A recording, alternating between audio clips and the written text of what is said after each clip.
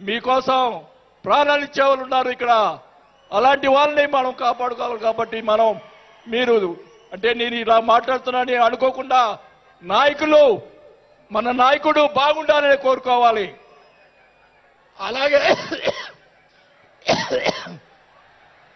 అలాగే మీరు కూడా జన సైనికులు కూడా మీరు కూడా మీ పక్కన వాళ్ళని మంచిగా చూడండి. మన పార్టీ పైకి తీసుకొచ్చేదానికి మన నాయకుడు ఇంకా ఎదిగేదాని కోసం ఇంకా కూడగొట్టుకోవాల్సిన బాధ్యత కూడా మీ మీద ఉందని కూడా ఈ సభాముఖంగా తెలియజేసుకుంటా ఉన్నాం. మన నాయకుడు మనల్ని కాపాడుతాడు.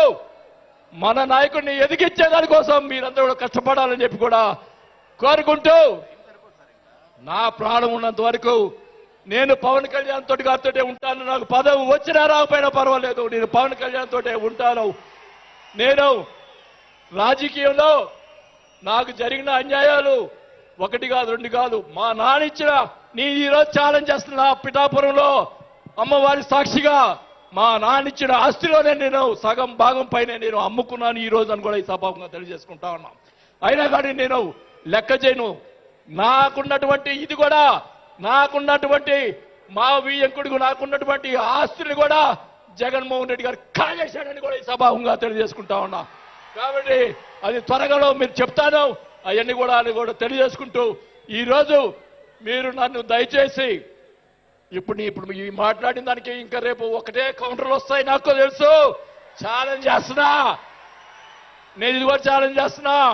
చంద్రబాబు నాయుడు గారు కూడా అడుగుతా ఉన్నా, మొత్తం మొన్న జరిగినట్టు ఉన్నటువంటి ఎమ్మెల్యేలు అందరి మీద ఎంక్వైరీ, నా మీద కూడా సహా ఎంక్వైరీ చేయండి.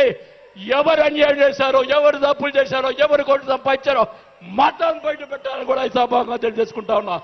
ఈ ఉక్రోషం, ఈ బాధ నాకు తెలుసు, మా కుటుంబానికి తెలుసు. మా కుటుంబం ఎంత ఇబ్బంది పడిందో నాకు తెలుసు.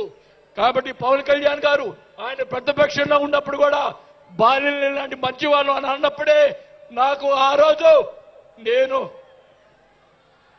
చేరుండాల్సింది పవన్ కళ్యాణ్ గారిని. కానీ ఈరోజు అది నాకు ఆ రోజు రాత బాగాలేదు కాబట్టి ఈరోజు ఇలా ఉన్నాను. నాకు పోయినా పర్వాలేదు కానీ నేను ఆయన సేవ చేసుకున్నాను. కానీ నా కోరిక, నాకు రాజకీయ పదవి వచ్చినా కాబట్టి నాకు ఒక కోరిక ఏంటంటే పవన్ కళ్యాణ్ గారు నాకు మాట ఇచ్చాడు సినిమా తీస్తానని. ఆ సినిమా తీస్తే చాలని చెప్పి కూడా శ్రీబాబుగా తెలియజేసుకుంటూ సెలవు తీసుకుంటున్నా. జై జనసేన. గౌరవనీయులు తెలంగాణ రాష్ట్ర ఇన్ఛార్జ్ శ్రీ వేమూరి శంకర్ గౌడ్ గారిని మాట్లాడుతుంది. దయచేసి